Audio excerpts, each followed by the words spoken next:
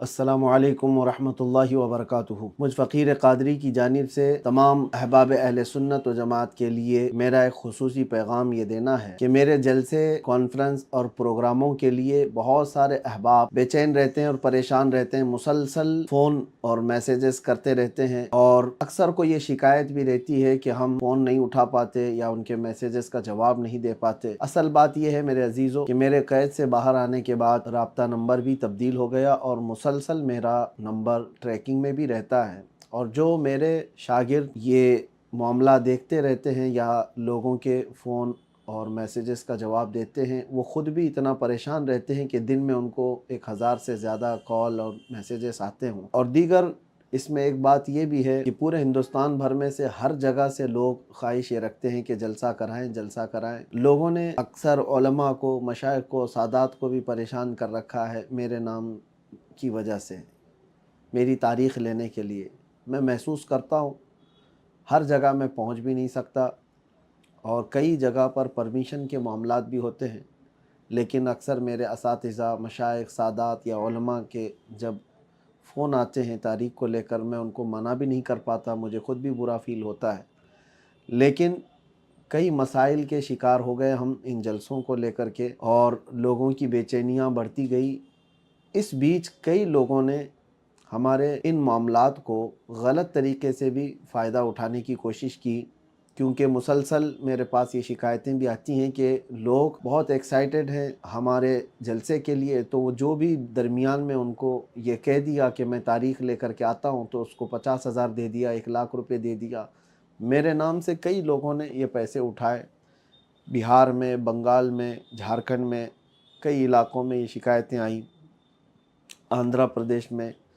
तो इन तमाम मामलात को लेकर के भी मैं बड़ा मुतफ़क्किर हूँ।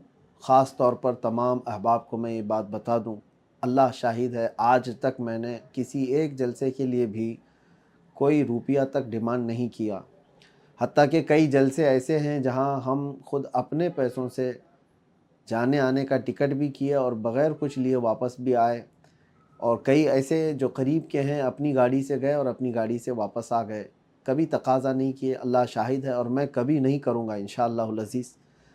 हाँ, जलसे वाले आज तक हमारे आने जाने का इंतज़ाम करते हैं, मैं इसका इनकार भी नहीं कर रहा कि टिकट का वो इंतज़ाम करते हैं, ठहराते हैं उम्दा जगहों पर, लेकिन हमारी इसकी कोई ख्वाहिश नहीं है। लोगों ने ये समझ रखा होगा कि इनके जलसे कराने पर बहुत ज़्यादा पैसे खर्चे करने होते हैं, जबकि मैं अपनी जानिब से जो चीज़ें रखना है वो ये रख रहा हूँ कि इन जलसों और प्रोग्रामों की वजह से सेहत पर भी मेरे काफ़ी गहरा असर हो चुका है और दीगर मामलात भी हमारे बहुत दरहम बरहम हैं।